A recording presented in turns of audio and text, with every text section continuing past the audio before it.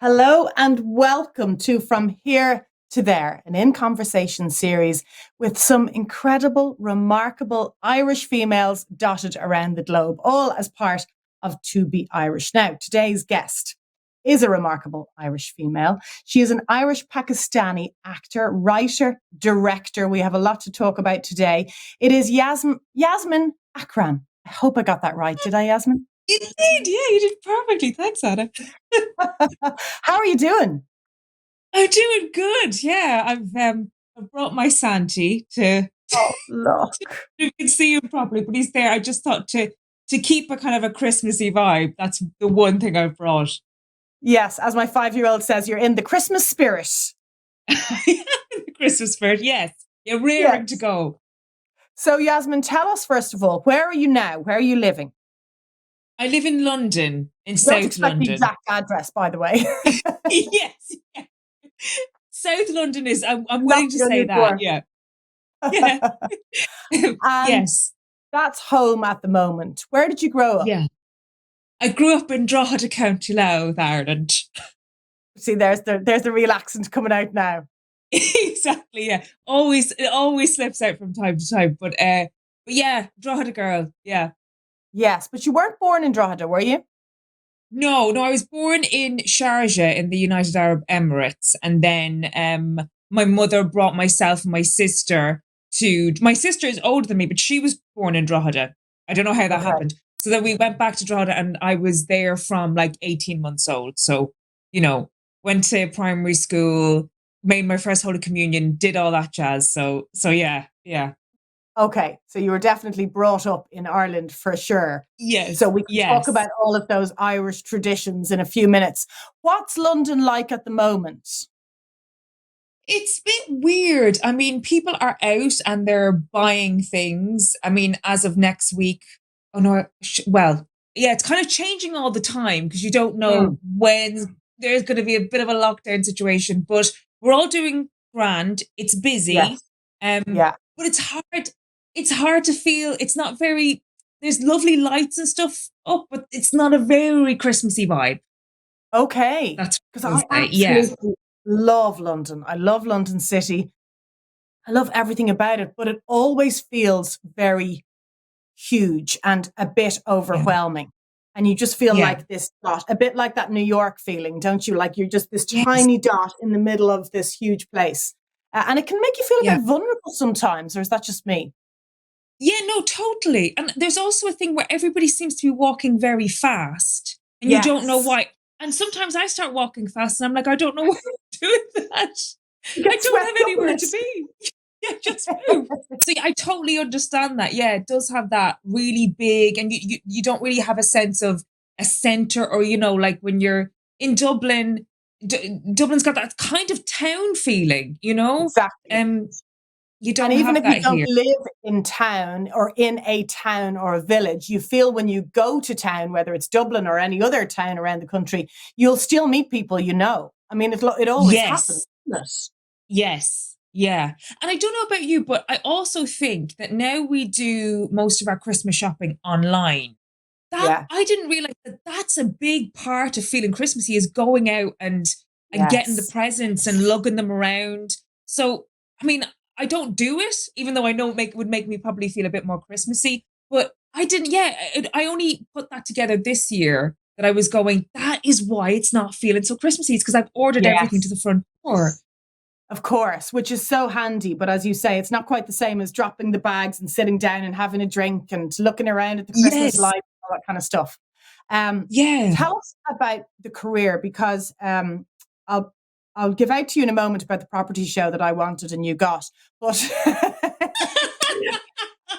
let's talk about the big stuff first, right? Sherlock. I mean, that is the game Right. changer, right? Yeah. Yeah, that was crazy. Yeah. Yeah. It was a really lovely experience as well because it was one of my first ever like proper acting gigs. So Hmm. I I really I was kind of thrown in the deep end, but everybody was so lovely. So it was such a beautiful first experience to have. And it Yes. was such a massive big show at the time. So it was that as well, where It wasn't like I did a show that then came out and everyone and became popular. It was already its own thing and it was already Yeah. phenomenally successful. So it was just like me, Egypt, coming in going like, "Hi." So it's just, yeah, it was a really positive thing to be a part of. Yeah. You find the bigger projects like those big, I mean, that's a machine, isn't it? It's just Yeah. so well run. You know, the attention to detail is incredible. There's layers of people and experts and professionals. Do you find when you land on a set like that, that it is almost easier and kinder because everything is so well considered? Yes. Yeah. And I think no one has anything to prove because, Yeah. it's a popular show. So I Yeah. think everyone's breathing slightly like this is okay. We know it's got a fan base. But I think afterwards it's something that obviously it was the thing that still to this day people that would be the thing that people mention first and foremost when they talk to me about my career. And I always get a Really? little bit like, oh god, but I wasn't in it very much. I almost like, I feel like bashful and like I know I'm not Benedict Cumberbatch. I know that. So you kind of almost feel a little bit like, I don't know, I get kind of slightly sweaty when I talk about it, going, I was only a tiny little part in it, but I had such a wonderful time on it. It was really beautiful. That's the real Irish girl in you now. I don't want to come across as notionsy about Sherlock, so I'll Yes, put it yeah. down. Oh, no notions whatsoever. Thank you very much. Yeah. It's the fear of notions, isn't it? It's the fear of Yes, sounding like yeah. that person. Yeah. Yes, yeah. Like have to say it. Have to, like, I know myself, not a massive part in it. Will say it now myself. Brilliant, brilliant. And it makes people just like you even more, to be perfectly honest. In terms of the screenwriting career and the on screen Yeah. career, how do you, I mean, the likes of, we've loads of examples now of Irish girls. We've Sharon Horgan taking part in this series as well.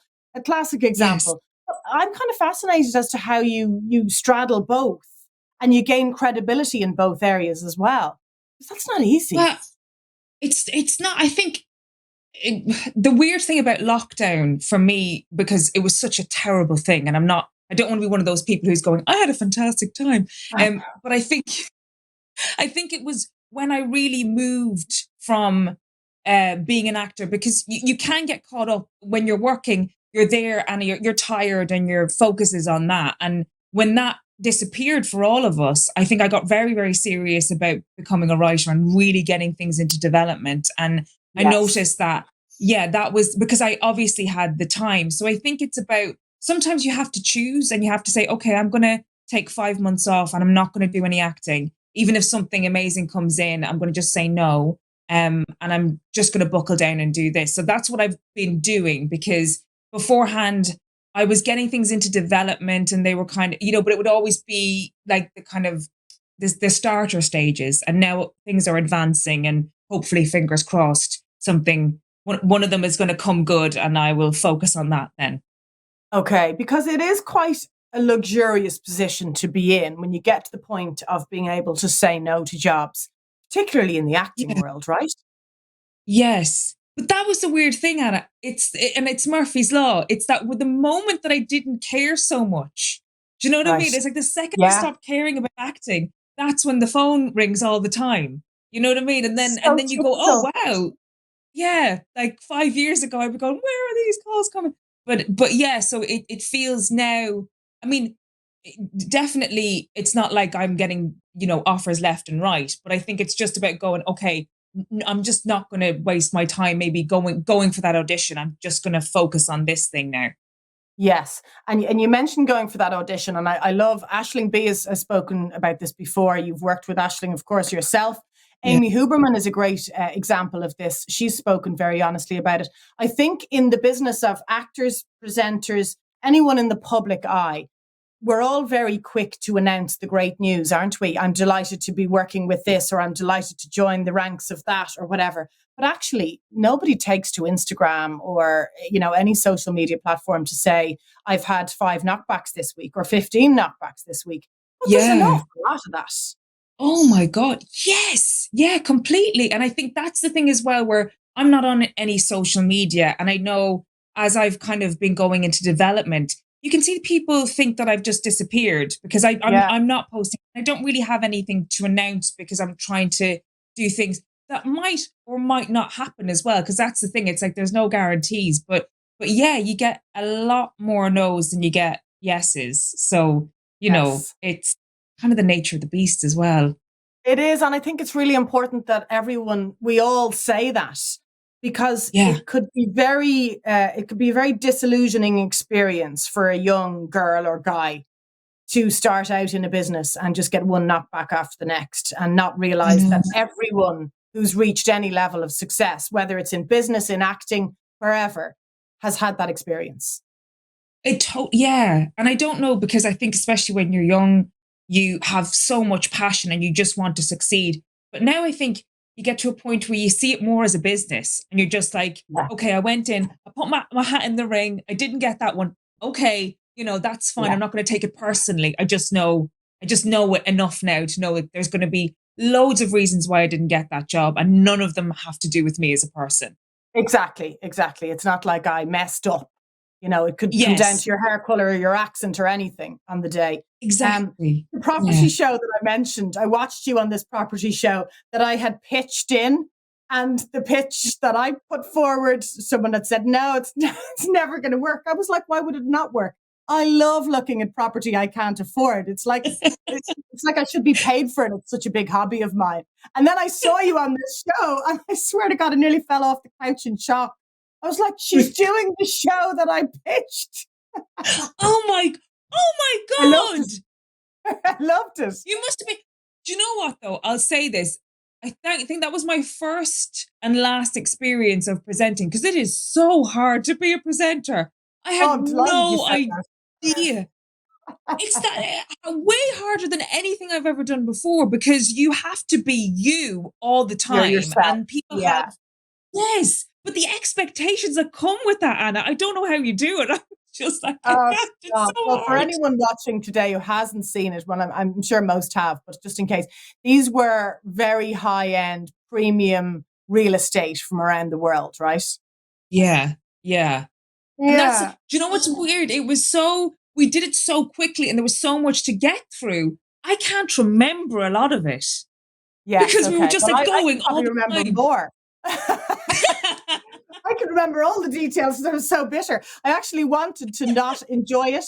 And I have to be really honest with you now. I really enjoyed the show. It proved to me the format was perfect. And I really I loved you see. on it. And you were really Oh, funny. thanks. Yeah, you were Thank you really so funny. much. So I really I came away just knowing that of all of the things that you can possibly do in the entertainment industry, presenting is the hardest. So, that was it. After that, I was like, I can't ever do that again. Back to I was screenwriting. exhausted. So listen, I have nothing but extreme, what is the word? I don't know. I cannot believe that you do what you do. I'm in awe of you. Stop, stop. Well, this is not work having a chat to you today. Tell me about Christmas growing up.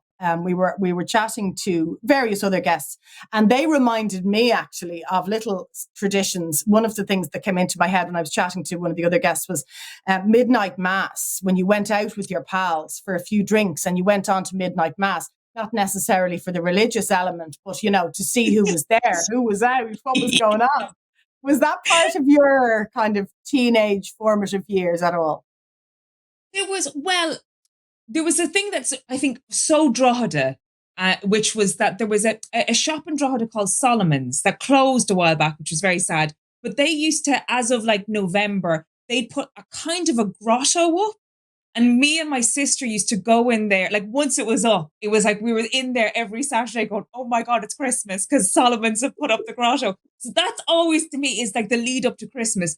But then what we would do is, so Christmas Eve, you'd go to the pub, right? And you Yeah, could end up at midnight mass. And then you'd yeah. have Christmas Day. But then Stevens's Day was the day to go to the pub for a show off of the Christmas gear. Oh, Like, of course. All the brand new clothes came out. You were out. yeah. Yes, yeah. And I remember I have a very strong memory of getting a like a wine cardigan, Anna, with like a black fur trim and wearing it to the pub Gorgeous. like, and there is I've I've got my arrived. Christmas clothes. It was very of its time. But yeah, that's what we did. That was tradition. Not so much midnight mass, but definitely you were saving it up for Stevens's Day for the big show off. Yes, I hear you. I totally, totally get that.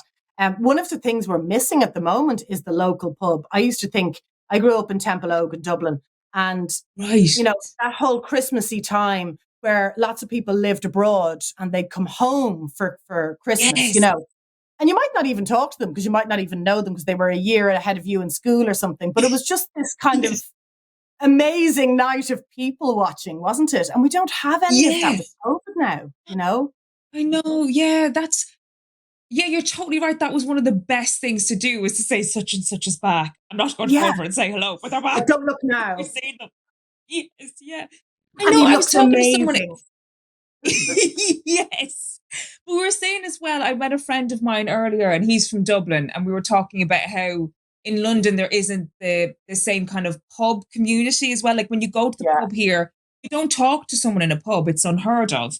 Whereas, like that was the whole thing about going to the local pub was that you would see everybody that you hadn't seen in ages, and also the people who come home, and your uncle yeah, would be over there, everybody would be in the pub. So yeah, of yeah, I course. really miss that. The difference, I think, as well, and you can correct me if I'm wrong here, because you're actually living in it, whereas I've kind of tipped over and back, is that Irish people, when they go to the pub, they're kind of settling in for the night, aren't they? You're not just kind of Yes. passing for one drink. Whereas in London, Yes. people do at lunchtime in the evening. It's possibly a bit more civilized, isn't it? I think it's more like you come in with the person that you're going to spend the evening with. You don't go Okay. out to make friends.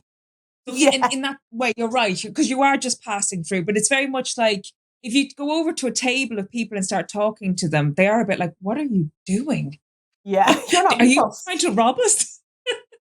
So and then I remember being in Drogheda, if you took your bag with you out to the smoking area or to the toilet or something, people were like, "Why are you taking your bag? Do you think Are someone's you going to going rob it?" home? Are you sneaking home? Yes, yes, yeah. So yeah, very, very different. And do you have Irish pals there locally, Yasmin? Yes, yeah, I Yeah. do. I have a good few pals that around the place, and my sister is in Walthamstow, so she's not too far away. Okay. Well, she's quite far away from me, but in London. Yeah. So yeah, there's a good solid community. Brilliant. And what's Christmas going to look like? How's that going to play out for you? Well, my sister went and had herself a lockdown baby. So Oh, she did. She had a daughter in June, so it's her oh, first Christmas. So I'm going to Walthamstow to spend it with her and her husband and the new baby. So I'm very oh. looking forward to that. Yeah. And is that your first niece? Yes, yeah. So she's Yeah. our first baby of the family, so we're all Ah, made up with her. Yeah. And I mean, she that's doesn't have great. any clue, obviously, about Santa or anything, but she's getting it all, both barrels. Yeah. She's getting everything from everyone. So yeah, it's going to be awesome. And will you do the full turkey and ham? Will you cook or will you sit back and And enjoy a drink and be cooked for? I, yeah, I think I'm sitting back because I'm going there, and I think my brother-in-law Yes. is talking about doing a goose or something. I don't know, so I'm not Oh, going to ask any questions. He's a really good cook, but I did offer to make the dessert, but I have just ordered a cake, yeah. so I wasn't going to make it. I was like, I who like am to I say when my kidding? friends say, "Did you make the cake?" And I never do. I always buy it. I always like to say, "I like to support the local businesses." It's a It's just yeah. I'm going to steal that line. Yeah. it's very important at the moment to shop local and Yes. support all of those artisan creators. That's my line, and I'm Exactly. sticking to it. I'm So, if robbing Santa Anna. was to bring you one thing, Yasmin, what would it be? Oh, initially, I always want to say pony. I don't know why. Oh, I always want a pony. That's the first is that thing. like the 10-year-old Yasmin coming out? Yes. Yeah. A Oh, I pony. don't know. Gosh, what would it be? I don't know. That's really hard. I think I'm What all right about at the if you were moment. to go to a casting next week and they said who would be your ideal co-star in a movie that Oh, you're going to be working in, starring in? who would I who would I like? I mean, you can't go wrong with a bit of Leonardo DiCaprio, can you? No, I you mean, I've can't. loved him. I've loved him for such a long time. I think that would be, Yes. and I always talk about my love for Colin Farrell, but I feel at this point it's bordering on being a stalker. So I need to stop. But because I say it all the time to everybody who listen. So he's always up there. He's always somebody that I would love to encounter. But I think at this point it will be through like a restraining order. He'll have to get Yeah. against me. So I'm aware of that. You know what? I'm just going to crack up laughing when I see you starring with Colin Farrell in something over the next few years, and you'll be just playing it cool. I did an interview with Colin in London a couple of years ago. I'll just tell you this briefly before we wrap up. And I always tell pals, and they still laugh about it. I was sitting in, the press room waiting to go in to Colin. And I can't even remember the movie he was promoting. That's terrible. But anyway, it was Colin Farrell. That's all that mattered. And Mary Yes. McAvoy, who you will know as Biddy from Glenroe. Do you remember Biddy from Glenroe? Yes. Was Yeah. in the press room because she was working for an Irish show, the Today Show on RTE, and it was her first ever interview or junket, and she didn't kind of know, the drill at all, and she was very nervous, and it was Colin Farrell. So she says to me at one point in the press room, "I'm panicking here, Anna. You're on your phone and doing mascara and scribbling all at once, and it's making me panic because I'm doing none of those things," right? And I was like, "Well, you just kind of last minute prep, right?" I said, "Listen, do you want me, because I'm in before you, to tell Colin Farrell that you're here?" And she was like, no, don't do that, don't do that. Anyway, I went into Colin. I knew by his form, he was lovely, he was so chatty, he was so sound, he was, as soon as he hears that Irish voice, he just gives you all the extra minutes, and he's just so lovely. So, and absolutely gorgeous. And I'm doing the whole, I'm really cool about chatting to you here, Colin, and don't fancy you at all. And at the end of it, I said, Colin, just so you know, Mary McAvoy, as in Biddy from Glenroe, is next. And and he starts going, "Biddy from Glenroe's here." He made the biggest deal of it. Absolutely delighted. As if he was almost going to be starstruck by Biddy from Glenroe. So I was able to go out and go, "You're grand, he knows you're coming in." He's really excited. Oh. I just thought, could there be, and there was like, the usual, the BBC journalists, there was like really cool people from MTV there that day. And I just remember thinking, this is the most Irish conversation. That is super Irish. Isn't it? Yeah, that's amazing. If you're ever in the same room as him, and I know I won't be next in after, but just try and do that for me in some way. If you can just go, "Look, is this woman, she's mad about you. She won't stop talking about you. Here's her number if you need it." I hope you either write a script or star beside him and have to snog the face off him at some stage. Listen, that is the Christmas wish. There you go. Yeah, exactly. We got there, didn't we? It's been such a pleasure talking to you, Yasmine. Thank you so much for taking the time. Well, thank you. Honestly, it's been lovely to meet you, Anna. Oh, happy Christmas. Happy Christmas to you.